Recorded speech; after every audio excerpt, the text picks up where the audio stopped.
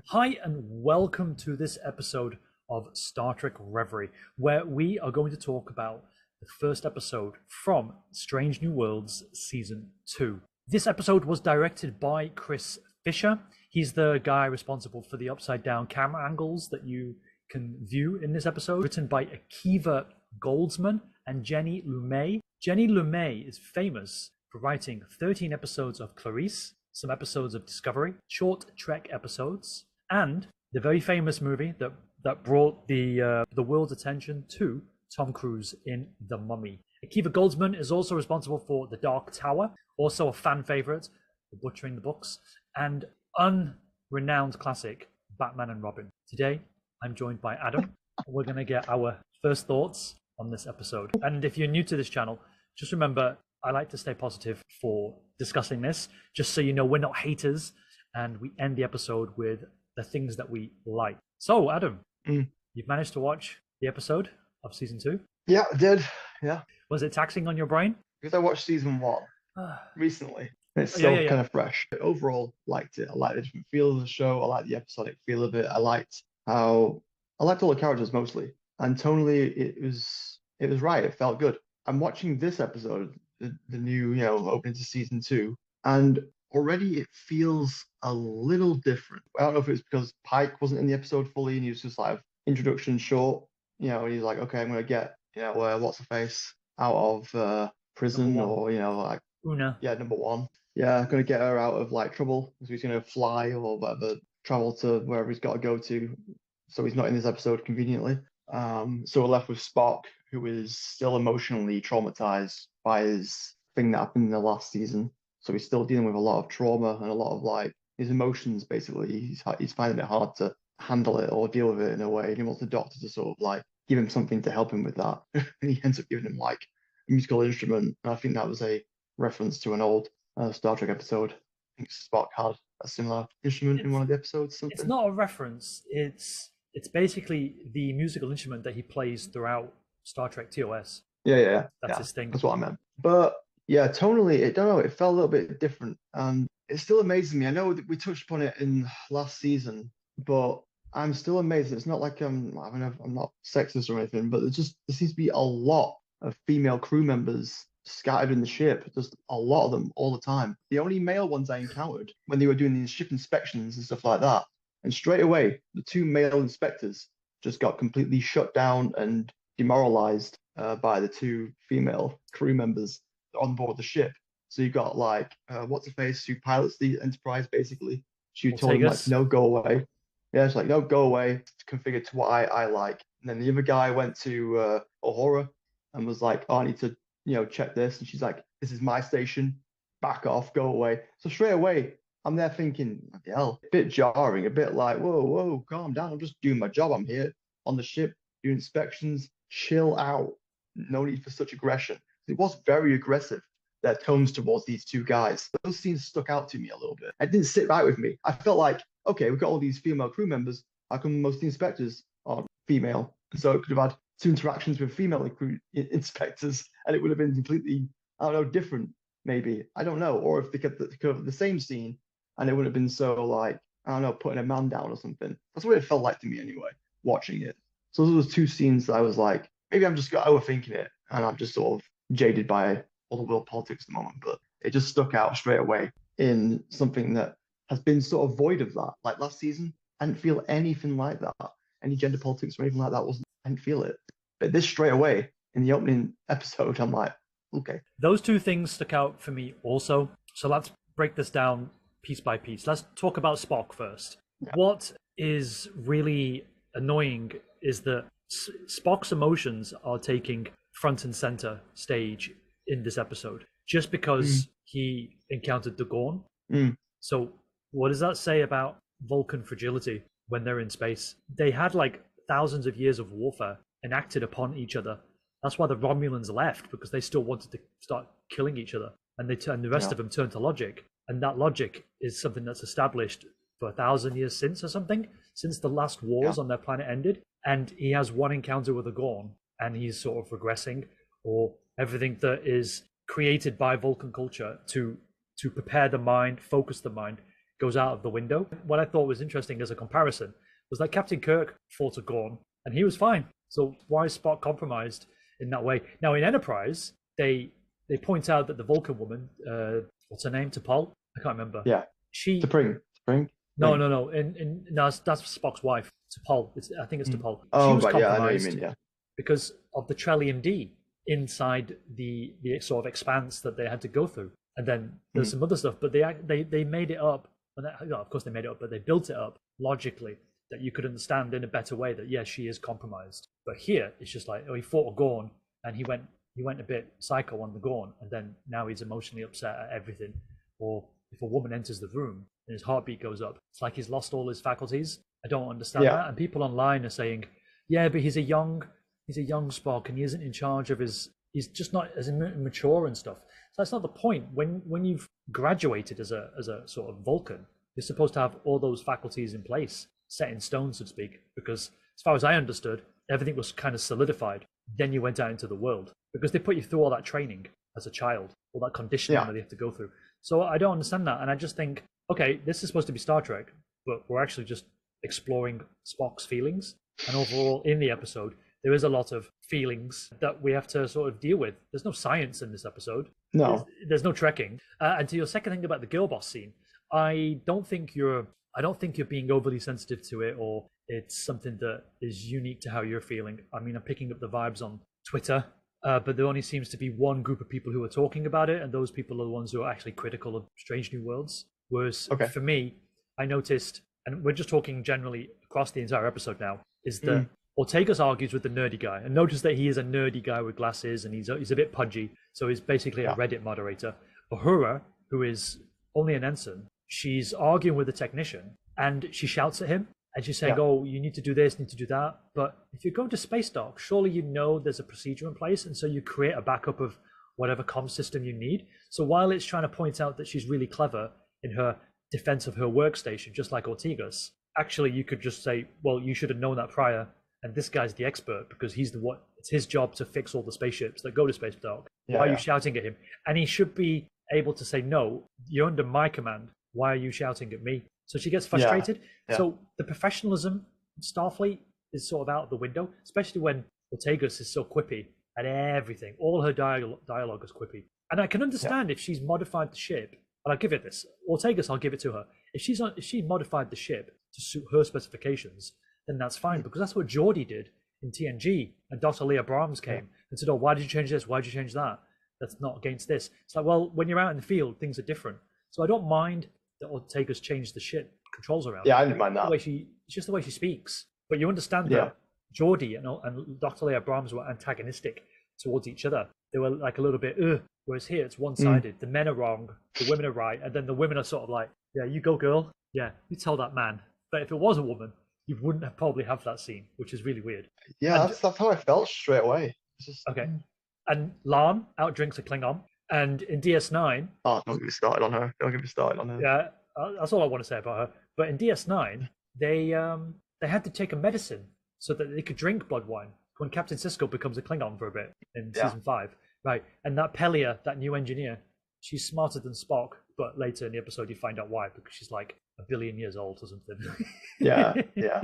With what's her face on the planet, she just seems to be taking on this now, taking on this Ellen Ripley role where she's like on her own, doing her own thing, investigating whatever, and she seems to have taken up this young little thing under her wing. So it's like that's her newt basically, and I'm just like, oh, for God's sake! And then she can do all these things like kick ass and make up scenarios with like a fake explosive device or whatever, and I'm like eye rolling so hard at the moment. Those are the things that it just sort of winds me up. It's just like, why are we doing this? And like I even when I was watching the scene over the overall episode. I was there thinking, if I go to another scene now and all the Klingons are female, I'm gonna lose my shit. And then the next minute they're getting, I think the Chapel and what's his face are getting kidnapped by a female Klingon, and I'm like, of course, why not? Screw it. And it just sounds like I'm there thinking, am I just being over the sexist? I'm like, no, because every other character, primarily female, there's no flaws. What's going on with this episode? Like, what's going on with it? I loved the last season, and there was none of this gender politics shit in last season. I didn't feel it at all. And now in this first episode, within the opening minutes, I'm already getting flooded with the feelings of this shit. Please no. If this is an indication of how the rest of the season's going to go, I'm like a little bit worried. I need to check Internet Movie Database and find out if Jenny LeMay has written other episodes. Because it could Is she be responsible for this? Is that what's going on? When we collect this information and then we're explaining it in this episode, it is a bit weird because you couldn't find this in TNG. It's just not there. You couldn't make those statements where it's gender versus gender or sex versus sex. Yeah. And yet here, like you say, it's front and center. And you're saying it wasn't in the first season. No, there wasn't so much, but there were little instances where the women on their own were being shown as being super amazing and only they can do it. There were little instances. There's still a lot of women. Somebody pointed out that Una was bigger than the transporter chief. And people read into that and saying, oh, well, this is just masculating men. You've deliberately hired a very thin Asian guy to be the transporter chief. And Una is taller and bigger. So you're trying to say, in a way, that women are stronger, faster, better than men. And I can see that. I can see that point of view. But I don't think they're that clever in doing that back in season 1. It's just circumstance. I mean, other people were just upset that they race swapped the transporter chief anyway. But here, it does seem to a lot of the gender stuff does seem to get a pass. And then the plot overall, if we talk about the plot, it's like Fast and the Furious. If you think about it too much, then it doesn't make sense. I felt like the plot was very weak. I didn't like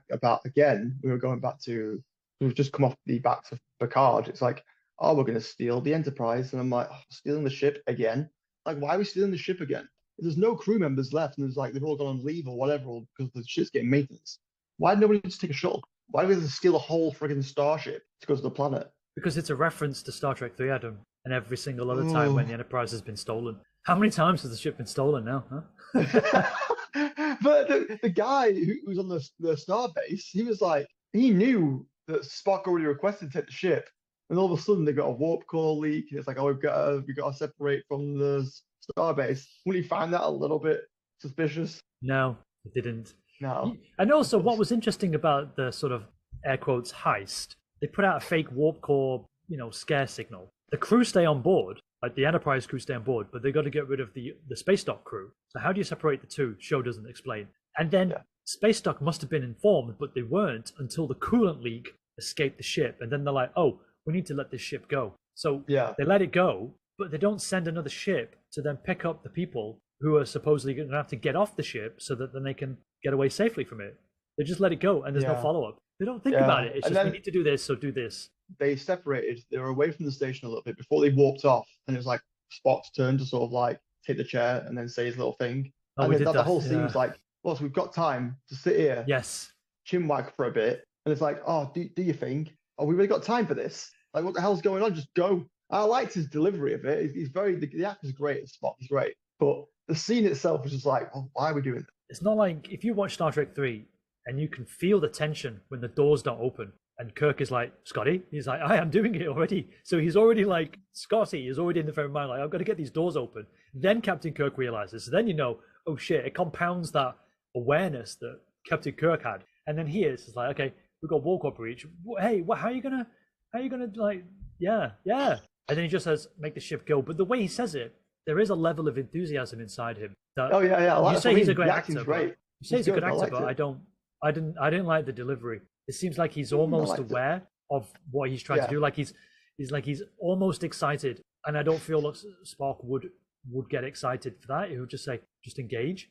Because I'm sure in TOS he just says engage. It's just a shit joke that's been repeated 3 times now. And go back to the idea of Star Trek. There's no actual trekking, but there's no actual science. Star Trek is about the science of things and understanding our relationship with extraterrestrial beings that pose interesting questions to us about ourselves. And you've got a scene where M'Benga and Nurse Chapel get kidnapped, and they don't science their way out of it. They just take that. What's the chemical in the boys that they take to become superheroes for the day? Compound V. Yeah, it's like Compound V.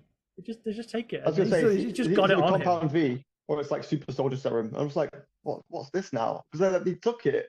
I was like, what's going on? Yeah, I didn't realize what was going on, and then they could just like kick ass for like predetermined amount of time. And I thought I missed a scene or something because I'm thinking, what? Where did they get this medicine? Did they take it from a Klingon? Have they put Klingon blood inside them from the device they were using? They saved enough or I don't something know. from his cells. You know, he said, "Oh, you've how do you know how Yeah, to yeah, operate yeah. on a Klingon?" So I thought they were cultivating something genetically, and they Mm, inserted Klingon DNA into them. They didn't. It was just yeah. compound V from somewhere that Mbenga just has that they didn't search him for. So This is the first instance we've seen of these redesigned Klingons, which are good, by the way. But then it's the first time we've seen them, and they just get their asses kicked. They must kick like 40 Klingons' backsides in that scene alone, where they were just swapping the shit out of them. Let's just kick the ass of this warrior race that's right, renowned for being prolific warriors and bloodthirsty killers. I just don't understand what I'm watching. This is not Star Trek, and it just blows my mind that It was, people still want to defend the show. I mean, would you watch it again? I won't watch that episode again. I'm Right. really anxious about the next episodes. I like Strange New Worlds. I like season one, really good. So I'm Well, I said to nervous. you as well that Strange New World season one was better than anything I've seen before from the new Trek. Yeah, because it's like, I like aesthetically, I was like, it's colorful, it's vibrant. Like even the world they go to, I liked the way it looked. I liked the Klingon, is it the D or whatever it's called, the big ship. That was really cool looking. I liked the visuals, but context wise, this is The I don't writing, know. Yeah, yeah, that just seems to be the part of the course now. The writing is the only thing holding back a lot of shows. Production values are great. Again, I mean, okay, we're talking. I guess we're talking about the good things now, but it was Mm, weird for me to see Klingons in a non-Star Trek show. I made that point on Twitter. Got a couple of likes, maybe a retweet. I don't know. It's a bit odd to see actual Klingons, and I never watched Discovery, but I know about the Klingorks. It's odd to see the classic TNG or DS9 Klingons on this show, and they act like Klingons, but they're not in yeah, what a show that we would consider Star Trek. It's really weird where they've made the effort for this singular thing, or maybe the people, yeah, because maybe the people who are on the production side are like, no, actually, we should use the normal Klingons, just so we give a bone to the fans somehow. And I wonder mm, why the Klingorks, as they're called, are not present. But the ship looked menacing. The yeah, behavior of the Klingons. The only thing I didn't understand was the was why they couldn't communicate to the Klingon ship in the beginning to warn them, to tell them, or why do you have to destroy the Federation ship? Why can't you just damage it? Like the rationale, oh, we have to I destroy the ship so that, and I then did the think problem is that the we're going to chase scene kill was two of our very crew. odd. Because I was thinking the chasing is all the way through that wherever they were that field of whatever they were flying through. Why are they not shooting the engines out? Why are they not like just trying to disable a ship? Why are they not doing this? Why are they just like chasing it? And I didn't get it. Why couldn't they not use a tractor beam or something I don't know, anything at this Yeah, point to just to go out in the open in front of the Klingon ship and then blow it up just for that scene. That's what it seemed like. that just tells me that they haven't thought about how to properly pace and arrange everything Mm. so it's satisfying. Maybe we should check ourselves. Are we being too observant, or do we actually want to be entertained? Or I mean, I think I just want to be entertained. I don't know about you, but that's me. And then when you go online and you see people praising it, oh, I love this episode, it was amazing. I'm like, did we watch the same thing? Yeah. Star Trek shouldn't be. I mean, if I watched Fast and the Furious last night, it's crazy how terrible it is in its plot contrivances and internal logic, right? I don't want to speak too much Yeah. about it, but I accept that I'm not going to watch something that's high concept, Yeah. cerebral high concept, because it's just about family. Whereas Star Trek is supposed to be exploring something, and Yeah. it's not exploring anything. I mean, the idea that you've got this planet that switches over every 30 days from Federation control to Klingon control. Okay, let's pretend that could actually feasibly be organized like that. Those people on the planet are going to be fine in a few days. Now, wherever the cycle is, if there's 7 days from the handover, then if they can just hold out for 7 days for medical care, then they're going to get off the Starfleet officers. And if the Starfleet Yeah. officers just left a week prior, then why didn't they treat those people? Did they just happen to fall on that planet on the wrong day? And they're like, oh, damn, the Klingons Yeah. are in charge. Oh, sucks for us. A lot of things didn't make sense in this episode. Like I say, I'm not being negative. I'm not being overly negative on purpose because I really enjoyed Star Trek: Strange New Worlds season one. I really enjoyed it. And you know me, I'm not like the biggest Star Trek fan. I don't have all the knowledge in the world of it, but I enjoy the show. And so with that, as sort of an outsider with that, I really enjoyed it. But with this, straight away, and with that fresh in my mind, I can already feel the differences, the tonal shift, and the way it's presented, and I just felt it straight away within the first opening minutes of the episode. And it was annoying, but also a little sad, and also like worrying for what's ahead. Well, you've got Kirk trapped in a revolving door coming. Can't wait for that. Yeah. I do agree with you though. Oh, I'm trying to end this in a positive way. I do mm, agree though that the Klingons are really good and the planet looked great. I didn't really yeah. get the whole stone things that are standing up into sky. Yeah. It's like how does gravity not knock them back down kind of thing. The background characters and the setting, you can tell they spend more money on Strange New Worlds than they do on Star Trek Picard because they Yeah. can afford a decent looking planet. And this planet was much better than Metalis. Remember from the entirety of season 3. It was much better Yeah. than that. Yeah, there's some attention to details that sort of makes me think, yeah, with the production crew are listening or they're putting an effort in. But yeah, we're circling back now, back to the Yeah, I writing. know. The cast though, the cast are solid though. I love like the actors are good, and you can tell like Mbenga had some really good scenes, even with like the contrivances of like what the hell they were taking in themselves. But like Yeah, going back to like he's affected by the past war with the Klingons and stuff like that. You could tell in his facials that he was like there was some resentment there and some anger towards the Klingons and towards that thing that happened to him in the past. I like that. I like that sort of stuff. But then it just went all silly with them like kicking their asses for like what seems to be a forever never-ending scene of them just like beating the crap out of Klingons for like about 10 minutes, mm, going down a corridor. yeah. I'd like to be in the writers' room and sort of Mm, find out what their motivation is or what their thinking is with regards to plotting out an episode, which should be simple. yeah, Like as we say, there's nitpicks and then there's contrivances that want to suit the tension there, but you're undercutting that tension by not thinking through the permutations of the story. For example, yeah, the woman transporter. She lost the transporter lock an hour ago. That's what she said. And usually in Star yeah, Trek, they report that to the captain instantly. So she's lost the transporter lock for an hour. What has she been doing? And if it came back intermittently and she's trying to work on it, then she's got autonomy in that role as a transporter yeah, chief, yeah, right? But she yeah, didn't say any of that. So then she has to tell Spock. But on the flip side, when they're trying to beam them off the ship, or they're assuming, and then they destroy the ship, why does Spock need to say beam them up? Why haven't they got that autonomy to detect what's going on? Because that's what battle stations is about, isn't it? Everyone's supposed to be ready and aware. So shouldn't they have yeah, the sensor information from wherever the sensor's control is fed to them so they can stay apprised? Instead, Spock has got to shout down, beam them up. We found them. Operationally, it doesn't work. It's so yeah. weird. I just hope that the other episodes are better. Yeah, I'm hoping this is just a blip, and it's just that one person who wrote this episode or whatever directed this episode, and I'm like, okay, hopefully the rest of them are better. That's all you can hope for. Although, actually, Yeah, this is really hard to stay positive at the end. But when the episode ended, Admiral April is saying, "Oh, we'll have a war on two fronts." There's a Gorn ship again. So yeah, they're gone is again. that the third instance of the Gorn? And actual Starfleet command know about it. It's not just a thing off in the distance. It's not a ship encountering another ship off on the far reaches of the galaxy. So when Kirk meets them and they don't know who it is for the first time, how is that possible? Yeah, it just seems to be like this is going to be the big bad of this season in the Yeah. background, and Starfleet have got some sort of agenda with it. I don't. But that means the whole of Starfleet know about the Gorn. It's like it's established now. Yeah, They've got the sensor records. yeah, In fact, they know more than the Enterprise does because the Enterprise is yeah, recovering from a hangover, so to speak. yeah. Well, Okay. they don't know more about it than Lon. Lon knows everything about Oh everything. yeah, So yeah. Of course. yeah, just send her out. Just send her out there to deal with them all. Put her on a ship, and she'll just like Captain Marvel it through them all. Overall, what would you give this? What would you give this out of? I don't know, a 10.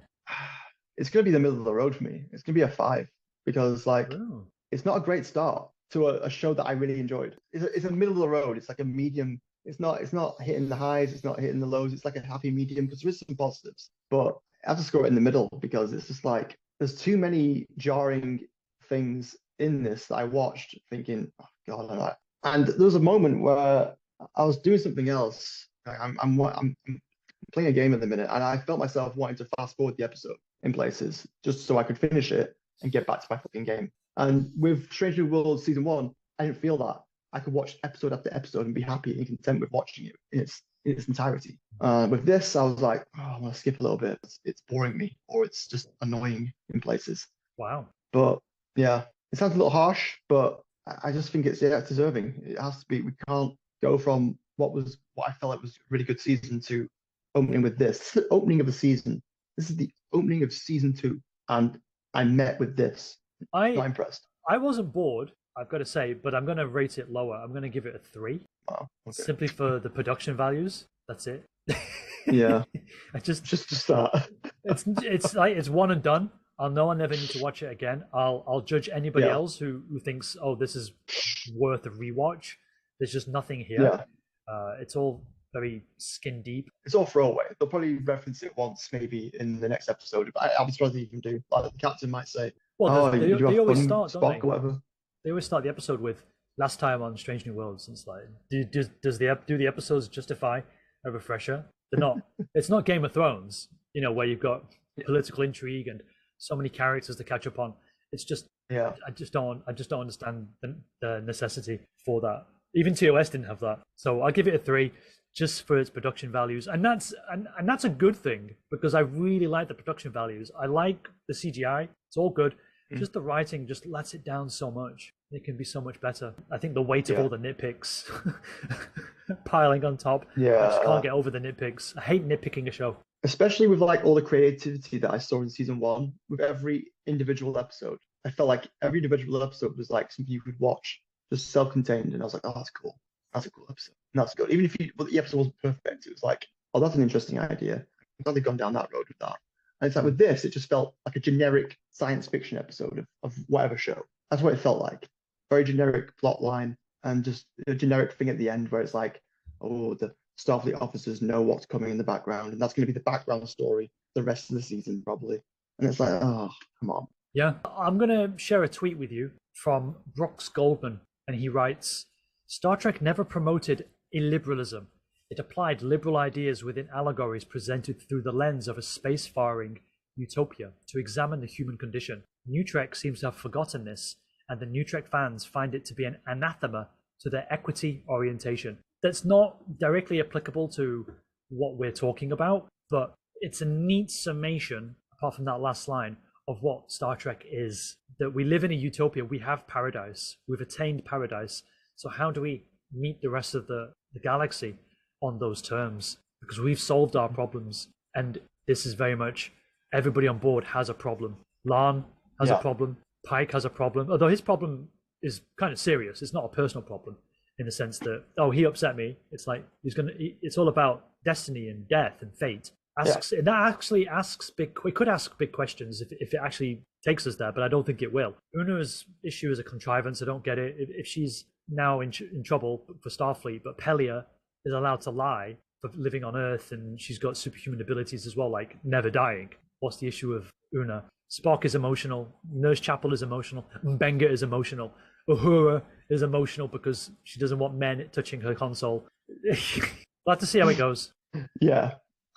See if these things improve. It gets better. Yeah. But I do hope Ortegas gets an episode, because she's had nothing. She just gets these. She's just on the bridge chatting. Yeah. She doesn't do anything. Gets little bits. Yeah. Which is really odd. So hopefully there's something for her. Okay, let's end it there.